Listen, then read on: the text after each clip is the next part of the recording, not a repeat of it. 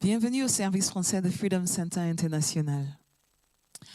Combien d'entre nous ont eu une idée, par exemple, de commencer un business et on a été tout excité parce que l'idée te vient de sonner dans la tête et puis tu te rends compte que, oh mon Dieu, je n'avais jamais réalisé que cette idée-là existait. Et puis du coup, comme ça, Dieu t'ouvre les yeux, tu es tout excité et tu veux dire ton rêve à tout le monde, tu veux expliquer tout ce qui se passe dans ta vie à tout le monde. Combien d'entre nous sont passés par là et à la fin, ils n'ont pas eu gain de cause? Parce que souvent, c'est important de savoir avec qui partager ton rêve. Souvent, on est dans un endroit et puis on veut que tout le monde sache, voici ce qui se passe dans notre vie, voici ce que Dieu fait dans notre vie. Souvent, c'est bien aussi de se taire. Et souvent, tu vas entendre les gens ceux qui veulent toujours que les gens sachent, tu sais qui je suis, tu sais ce que Dieu fait dans ma vie, tu sais. Non, pourquoi?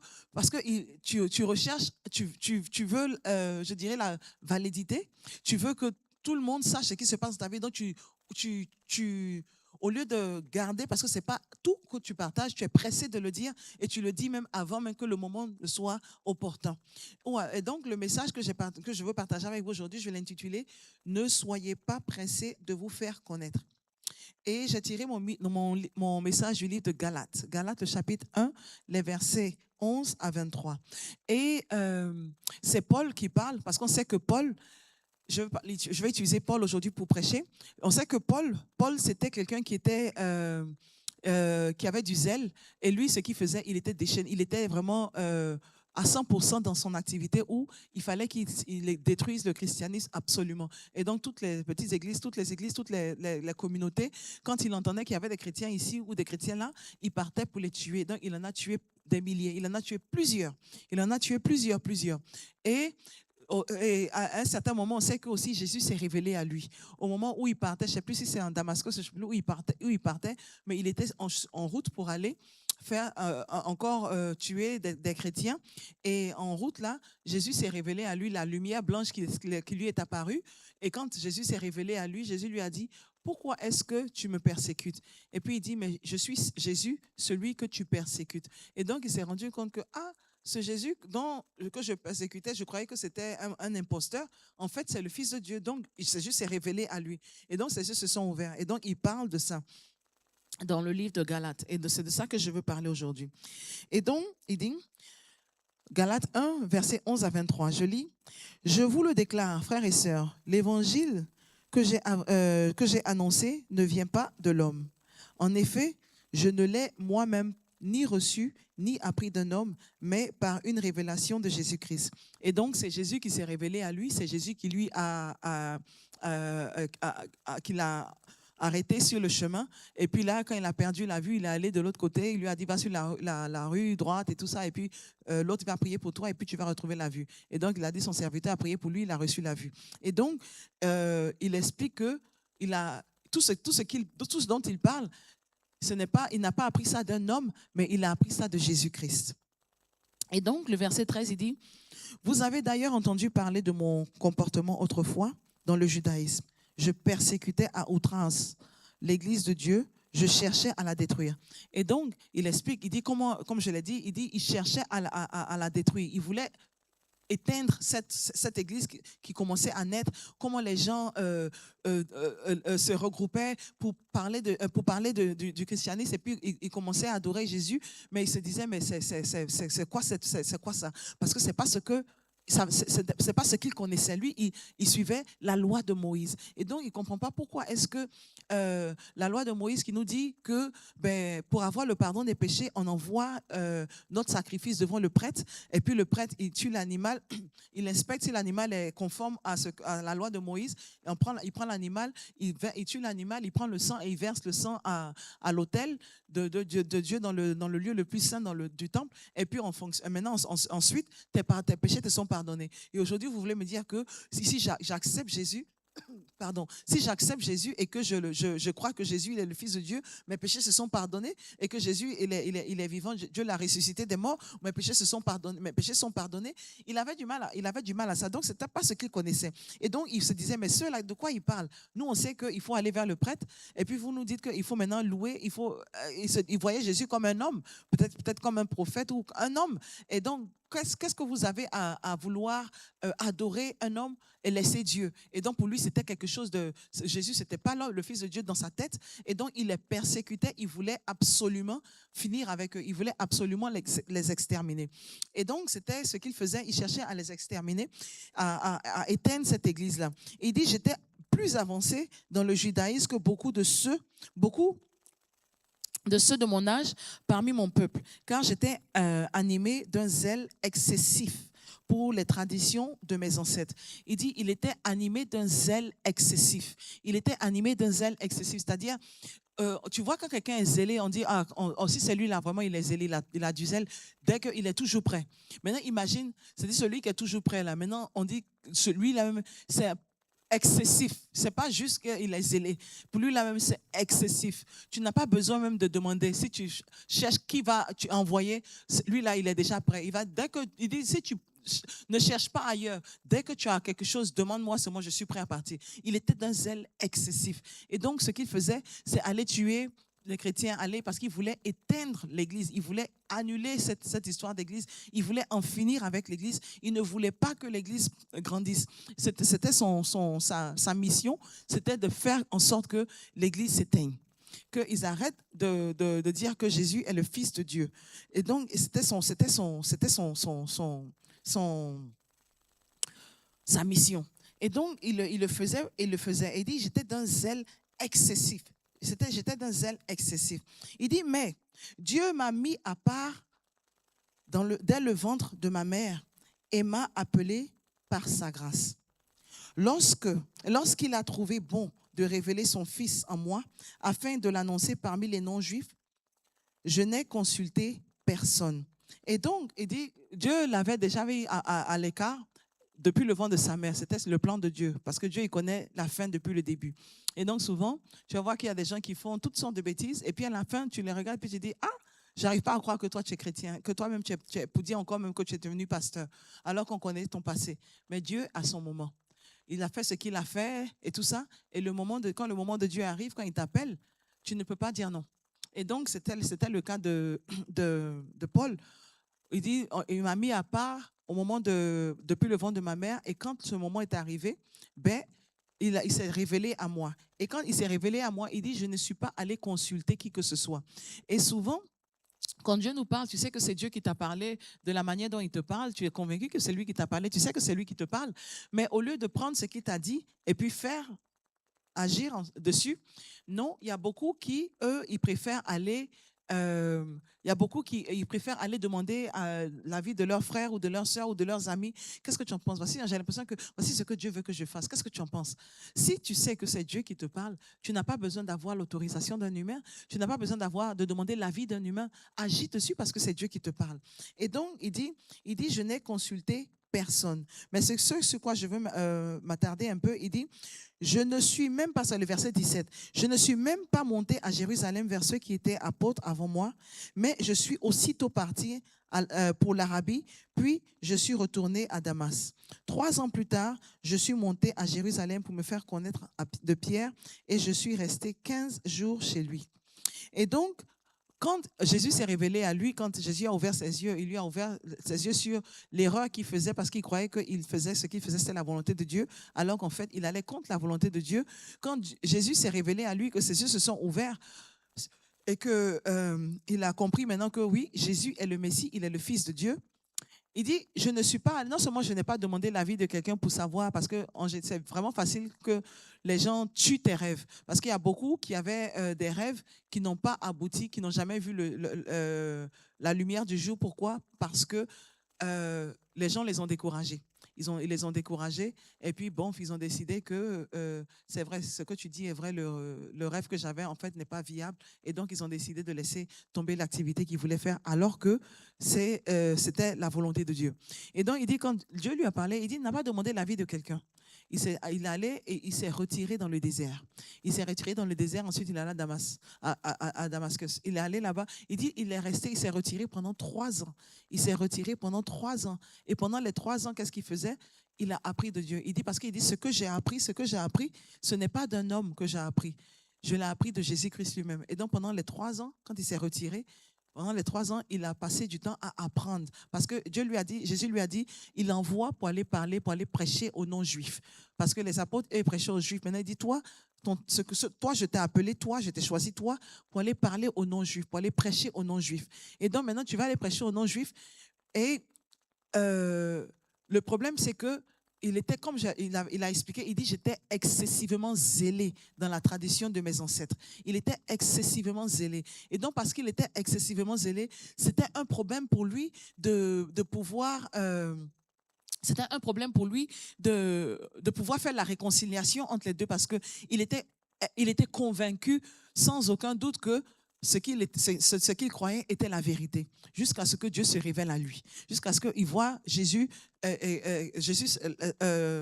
lui apparaisse et que lui explique que tu es en train de me persécuter, ce que tu fais, ce n'est pas la volonté de Dieu et qu'il est le Fils de Dieu, il est le Messie. Et donc, imagine que lui, ce que lui connaissait, c'est que, comme je l'avais dit auparavant, il fallait aller vers le prêtre et puis tu envoies le sacrifice, le prêtre il tue l'animal, il verse le sang de l'animal dans le lieu le plus saint et maintenant quand tu vas quand le sacrifice est fait, accepté par Dieu, tu as le pardon de tes péchés. Et il y avait une séparation entre le lieu le plus saint du temple et puis le reste du temple. Et le lieu le plus saint, c'était là-bas que l'Esprit de Dieu résidait. Et donc maintenant, imagine que les prêtres même ne pouvaient pas rentrer là-bas parce que s'ils rentraient dans le lieu le plus saint, ils allaient se faire tuer, ils allaient mourir. Ils allaient, comme Dieu a dit à Moïse, dis-leur, faut leur dire, tu ne rentres pas dans le temple comme tu le veux, comme bon te semble. Et avant même de rentrer dans le lieu le plus saint, il fallait d'abord qu'ils aillent se sanctifier avant de pouvoir rentrer dans le lieu le plus saint. Sinon, ils risquaient de se faire tuer. Et donc, tu imagines la présence de Dieu qui était là-bas était vraiment, vraiment lourde. Et donc, il dit, si tu rentres sans être sanctifié, tu risques de te faire tuer, tu vas mourir. Et donc, tu ne peux pas juste rentrer là-bas. Et puis, ce n'était pas tout le monde qui pouvait rentrer. Ce n'est pas qui veut qui rentre. C'était seulement les prêtres qui avaient le droit de rentrer. Et donc, tu imagines maintenant qu'il dit que la présence de Dieu qui était là-bas, qui fait que même les prêtres, même, ils devaient aller se sanctifier avant de même de rentrer pour aller envoyer le sacrifice de la population. Il dit, la présence de Dieu, là, maintenant, elle vit en toi. Et donc, il fallait qu'ils prennent du temps pour comprendre. Voici ce que tu viens d'entendre. Maintenant, j'ai besoin que tu comprennes parce que tu vas aller apprendre ça aux non-juifs. Tu vas aller apprendre ça aux non-juifs. Donc, tu as besoin de prendre ton temps de pouvoir analyser ce que tu viens d'entendre, la révélation que tu viens d'apprendre. Maintenant, prends ton temps pour pouvoir digérer ça, pour pouvoir vraiment laisser t'imprégner et puis recalibrer ta manière de penser, recalibrer ta manière de voir les choses parce que je suis sur le point, je t'envoie aller parler aux non-juifs, oui, mais pour le moment là, il avait besoin de se retirer. Et beaucoup d'entre nous, quand on a, par exemple, Dieu nous dit, par exemple, on a une révélation, Dieu nous dit, voici ce qu'il va faire dans notre vie, on est pressé d'aller raconter aux gens, voici ce que Dieu a dit de ma vie, voici ce qu'il va faire. Mais souvent, ce n'est pas toujours la meilleure manière d'opérer. Souvent, ce n'est pas toujours la meilleure manière d'opérer. Je prends l'exemple de Joseph. Joseph, quand il a eu ce rêve, Dieu lui a montré, voici ce qu'il allait faire, qu'il allait les lever parmi ses frères et sœurs. Il allait les lever, ses frères allaient se prosterner devant lui. Oui, ça s'est passé, mais qu'est-ce qui s'est passé? Quand Joseph allait expliquer son rêve à ses frères étaient jaloux de lui et ils ont décidé de le faire mourir. Il allait expliquer ça à son frère. Et voici le rêve que j'ai eu. Le lendemain, voici l'autre rêve que j'ai vu. Les 12, les 11, je ne sais pas, les fleurs se sont prosternées devant moi. Et puis la lune et le soleil. Et donc, quand il regarde ça, il dit, ah, tu veux dire que nous, on va se prosterner devant toi, toi qui es le plus petit. Et donc, Joseph a expliqué son rêve alors que ce n'était pas le moment. Et souvent, il y a beaucoup d'entre nous qui sont toujours pressés. On veut que tout le monde sache, voici ce que Dieu fait dans ma vie. On veut que tout le monde sache, voici la bénédiction que Dieu a envoyée dans ma vie. Voici les projets que Dieu m'a mis à cœur. On est pressé pour dire et on veut le dire à tout le monde. Et souvent, comme je dis, souvent, il est bon de ne pas te presser pour te faire connaître. Il est bon de prendre ton temps. Paul, quand il a reçu cet appel, quand Dieu lui a dit, voici la mission que je te donne, aller parler aux non-juifs, il n'a pas couru pour aller voir, oh, voici Pierre, je sais que tu es comme le pape, mais voici ce que Dieu m'a dit. Dieu m'a dit que je vais aller partager. Non, il n'a pas fait ça. Il a pris son temps, il est allé d'abord 3 ans. Il a pris 3 ans pour aller réapprendre parce qu'il avait appris d'une manière, il fallait maintenant aller réapprendre tout ce qu'il connaissait, qui était vrai, qui était maintenant avait changé. Il fallait maintenant aller réapprendre tout ça maintenant pour pouvoir maintenant aller enseigner aux non-juifs. Et donc, souvent, ce n'est pas bon de se presser pour se faire connaître ou, par exemple, comme tu vois, par exemple, souvent, tu regardes dans les réseaux sociaux et puis il y a l'enfant, on va dire c'est un génie. Je ne dis pas que c'est une mauvaise chose, mais je dis souvent, c'est bon de ne pas se presser parce que moi aussi, souvent, je me pose des questions où tu vois, par exemple, l'enfant, on dit, oh, mais l'enfant, c'est un génie, il est intelligent, il a une intelligence incroyable, il a ceci, il a cela, où tu viens de te marier, tu veux que tout le monde sache, tu vas mettre ça sur tous les réseaux sociaux imaginables, tu veux que tout le monde sache tout ce qui se passe dans ta vie. Et puis après, maintenant, il y a des choses qui se passent. Je ne dis pas que c'est bon ou ce n'est pas bon. Il y a une dame qui, elle était enceinte aussi, et dans toute sa grossesse, elle a tout expliqué. Enfin, avec son mari, il faisait des vidéos tout le temps, il parlait du bébé, voici, même quand elle était en travail, tout le monde savait qu'elle était en travail parce qu'ils avaient mis son corps sur les réseaux sociaux. À la fin, elle et le bébé n'ont pas survécu. Je ne dis pas que c'est un lien, ou je ne dis pas que ça n'a pas de lien, mais ce que je veux dire, c'est que souvent, ce n'est pas toujours bon de se faire connaître.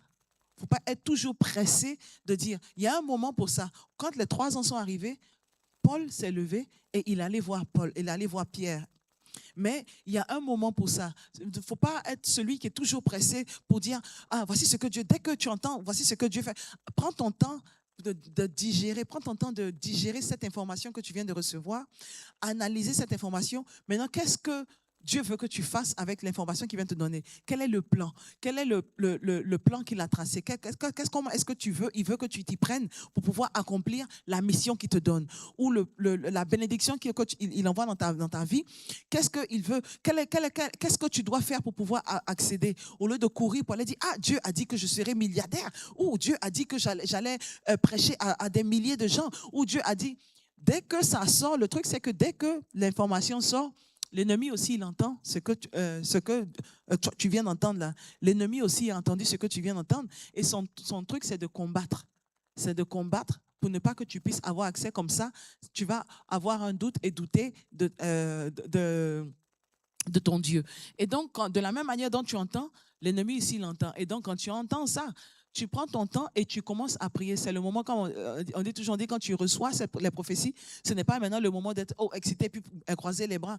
Oui, l'excitation, mais tu pries. C'est le moment maintenant de prier et jeûner parce que le fait qu'on ait dit ne veut pas dire que Dieu n'avait pas, le plan là n'était pas dans le plan de Dieu. C'était le plan de Dieu et Dieu a décidé de révéler. Mais quand il a révélé, c'est le moment maintenant pour toi de commencer à prier et jeûner jusqu'à ce que tu vois ça arriver. Quand la venue du Messie, quand le Messie a été annoncé, avant que le Messie ne soit là, il y avait des gens qui jeûnaient et priaient jusqu'à ce que celui qui, je ne me rappelle plus, celui qui a fait la cérémonie de nom de Jésus, qu'est-ce qu'il a fait? Il a dit, maintenant que j'ai vu le Messie, mes yeux ont vu le Messie, est-ce que maintenant Dieu peut le laisser partir? Donc, il était allé la prier pendant toutes ces années-là pour la venue du Messie. Parce que de la même manière dont toi, tu as prié, le Messie qui est né, Hérode cherchait à le faire mourir. L'ennemi passe par tous les moyens pour pouvoir détruire. Comment il va faire pour que la promesse de Dieu pour ta vie ne se manifeste pas? Et donc, quand tu reçois les prophéties, ce n'est pas le moment de sautiller et puis de croiser les bras. C'est le moment, oui, quand tu sautilles, prie et jeûne jusqu'à ce que la prophétie se manifeste. Tu continues de prier et de jeûner. Ce n'est pas le moment pour toi de baisser les bras et de se dire, ah, Dieu a parlé, hein, ça c'est fini ça. Oui, l'ennemi va aussi chercher à combattre. Et donc, comme Joseph, il a eu son moment où il a couru pour aller dire à ses frères. Et quand il allait dire à ses frères, ça ne s'est pas passé bien, ça n'a pas tourné comme il se devait. Et il s'est retrouvé en prison, il est dans la maison de Potiphar, en prison, esclave et tout ça. Et à la fin, Dieu est venu parce que la parole de Dieu est réelle. Oui, c'est quand il a dit, ça se réalisera. Mais avec combien de difficultés quelles sont les difficultés que tu veux avoir avant de voir la réalisation de ce qui se passe? Et donc, c'est important pour toi de faire attention et de prendre ton temps pour analyser Et avant de te lancer dedans, c'est important pour toi de prendre ton temps de digérer l'information que tu as reçue avant de te lancer. C'est comme par exemple quelqu'un on va dire, oh mais tu vas devenir maintenant par exemple un chirurgien vraiment renommé, que tu vas faire enfin, tu vas faire des trucs que personne n'aurait pu imaginer, que vraiment tu seras un chirurgien renommé. Alors que toi tu es encore à l'école, tu viens d'entendre ça, bon. Tu ne vas pas te lever puis tout de suite dire, OK, Dieu a dit que je vais être un chirurgien renommé, je vais me lancer directement et envoyez-moi les malades, je vais opérer. Non, tu vas à l'école pour aller apprendre. Et c'est de la même manière que Joseph, il a fait, Paul, il a fait. Il a pris son temps, il s'est assis et il allait apprendre. Il allait apprendre de Jésus avant maintenant d'aller commencer son ministère. Même Jésus, quand il est venu sur la terre, il a pris son temps quand il savait la mission qu'il avait. Mais pendant 30 ans, il vivait, personne, il n'avait pas dit, il n'avait pas révélé son identité à personne. Il a révélé son identité à personne jusqu'à ce qu'il soit prêt à commencer son ministère. Quand le moment était venu, il a révélé son identité. Mais souvent, on se presse, on est tellement pressé, on veut que tout le monde sache, et il faut que tout le monde sache, il faut que tout le monde sache, et donc on est pressé de le dire. Et souvent aussi, Dieu te parle et puis tu te dis, bon, ben, il m'a parlé, il m'a dit, mais je vois que les gens n'arrivent pas à reconnaître. Par exemple, il te dit, par exemple, tu vas prêcher, tu auras un ministère vraiment grand, tu vas faire ABC, tu vas vraiment sauver des vies. Et puis tu es dans là, maintenant tu as le désir de prêcher. Et donc tu vas à l'école pour être pasteur et tout, et puis tu deviens pasteur, tu es dans l'église, mais tu n'es pas celui, on ne te donne pas l'opportunité de prêcher, et tu as du mal, ou tu te dis, mais voici ce que Dieu a dit. Et souvent, il y en a qui ont du mal, et quand ils sont assis, ils n'arrivent pas à accepter le fait qu'ils soient cachés. Ils n'arrivent pas à accepter le fait qu'ils soient cachés. Mais quand tu regardes, par exemple, quand tu mets la graine dans la terre, la graine dans la terre, elle reste dans la terre pendant un bon moment avant que l'arbre ne sorte. Et cette graine-là, avant de pouvoir sortir, elle traverse des transformations avant d'arriver où elle doit être pour que la tige puisse sortir, pour que l'arbre puisse sortir. Ou quand tu regardes, par exemple, le papillon, avant qu'il devienne un papillon, c'était une chenille. Mais la chenille, quand elle est dans son cocon, là, elle est dedans. Elle passe son temps dans le cocon et quand elle sort, si tu te dis que tu vas essayer d'enlever ça avant, tu risques de tuer la chenille, le papillon, le joli papillon que tout le monde cherche. Et puis on regarde, oh, regarde, il a une couleur bleue ou une couleur orange. Tu ne risques pas de les voir. Pourquoi? Parce que tu as tué, il est sorti avant l'heure. Ou alors... par exemple, une femme qui tombe enceinte, quand elle a le bébé, il reste, au début, on ne le voit pas, personne ne sait, c'est la mère qui sait que l'enfant est dans son ventre. Et c'est à elle maintenant de décider si elle veut partager l'information. Et donc, il est caché, il est dedans, il est caché, jusqu'à ce que, à un certain moment, l'enfant se développe et puis maintenant il commence à montrer des signes. Et même là encore, même quand il montre les signes, il est toujours caché jusqu'à ce que le temps soit maintenant prêt pour lui pour qu'il sorte. Et maintenant, quand il sort, on sait maintenant que c'est le moment c'est le moment et il pourra vivre. Mais si tu enlèves le bébé avant que le moment ne soit venu, ben le bébé risque de ne pas survivre. Et c'est pour ça, quand tu vois les prématurés, on les met dans les couveuses parce qu'ils ont besoin d'aide pour pouvoir. Tu es obligé de recréer les conditions dans lesquelles ils étaient quand ils étaient cachés pour qu'ils arrivent à se développer. Et de la même manière, je me rappelle, il y avait une histoire où il y avait une fille qu'on connaissait qui, elle était enceinte, mais elle ne savait pas. Et on savait que cette fille-là, si elle avait su qu'elle était enceinte, ce bébé-là n'allait pas survivre, elle allait le tuer.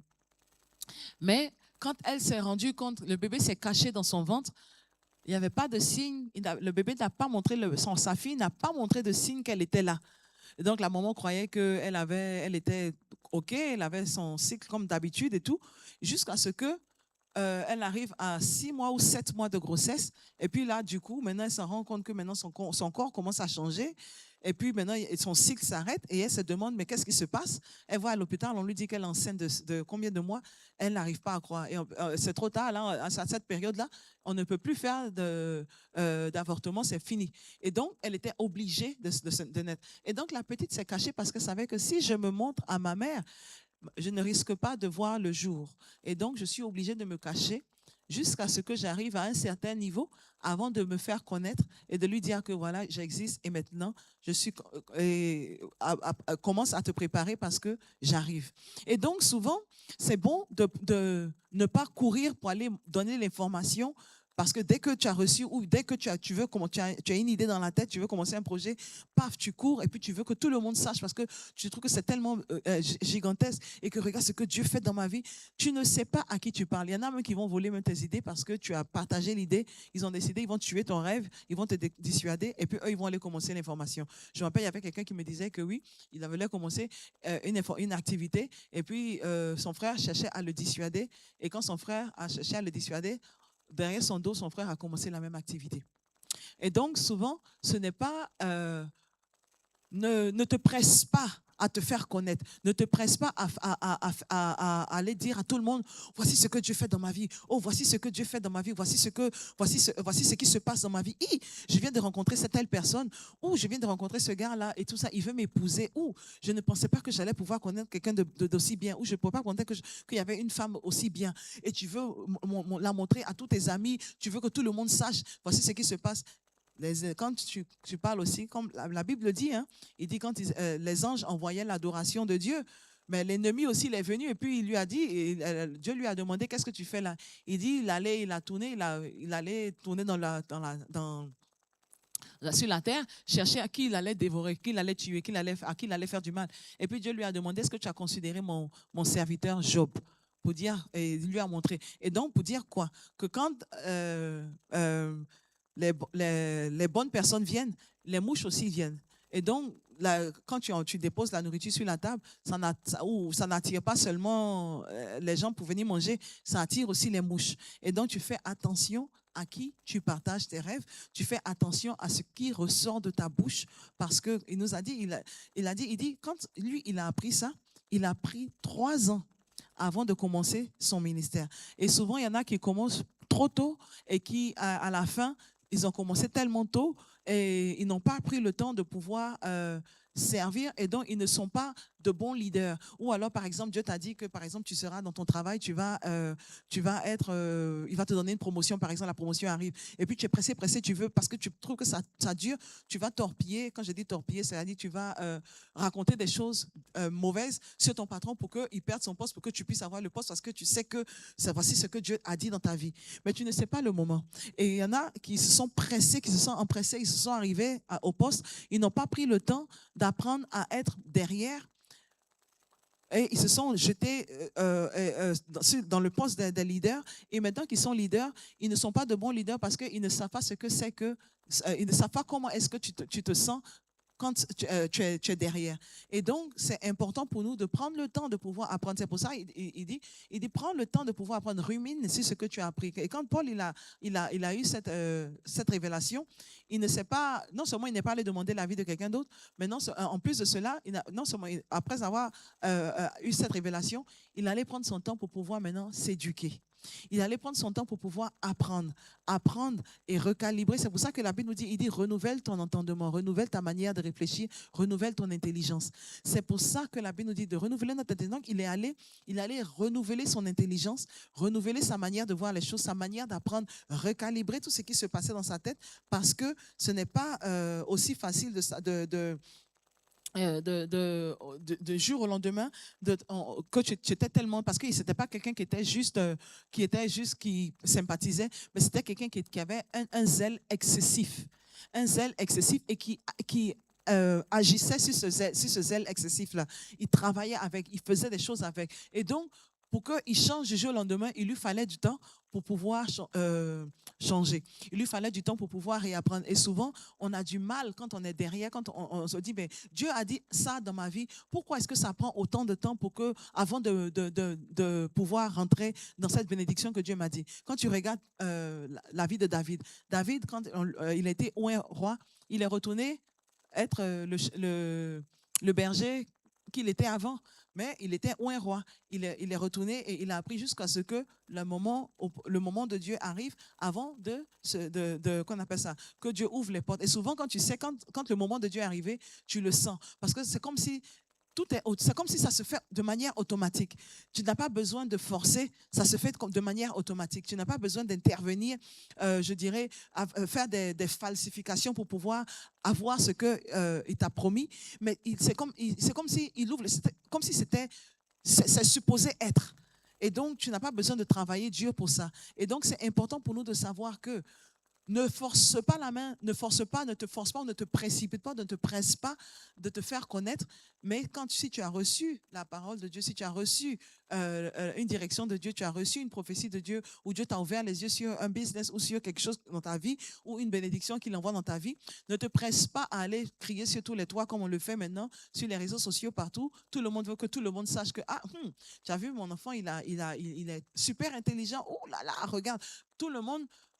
Je ne dis pas que ce n'est pas bon parce que je ne sais pas, je ne suis pas Dieu. Mais ce que je veux dire, c'est que ne sois pas pressé de le faire, d'aller montrer à tout le monde pour savoir qui je suis. Tu sais qui je suis, tu sais qui je suis. Mais plutôt, prends ton temps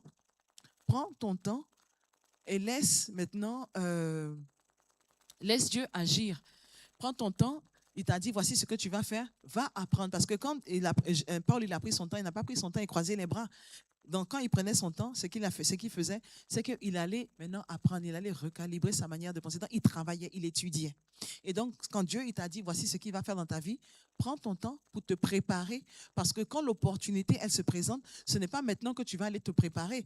Tu veux être prêt. Comme ça, quand l'opportunité se présente, tu es prêt à saisir cette opportunité-là. Et donc, c'est important pour toi de te préparer. Quand il t'a dit, voici ce que je vais faire dans ta vie, prépare-toi dès maintenant. Prépare-toi dès là. Ne cours pas pour aller crier sur tous les toits pour dire à tout le monde, voici ce que Dieu fait dans ta vie.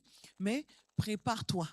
Prépare-toi. Prépare-toi parce que quand l'opportunité se présente, sois prêt à saisir cette opportunité. Et donc, c'était le message que j'avais à partager avec vous aujourd'hui. C'est ne soyez pas pressés de vous faire connaître. Paul a pris son temps, il a pris 3 ans avant de se faire connaître. Jésus, il a pris 30 ans avant de se faire connaître. Et donc, ne soyez pas pressés avant de vous faire connaître parce que tu veux que tout le monde sache ce qui se passe dans ta vie, mais prends ton temps. Que l'Éternel vous bénisse et que l'Éternel vous garde. Que l'Éternel fasse briller sa face sur vous et vous accorde sa grâce. Et que l'amour de Dieu et la communion du Saint-Esprit soient avec vous tous. Que vous et vos enfants pour des milliers de générations habitent dans la maison de l'Éternel pour toujours et toujours. Amen.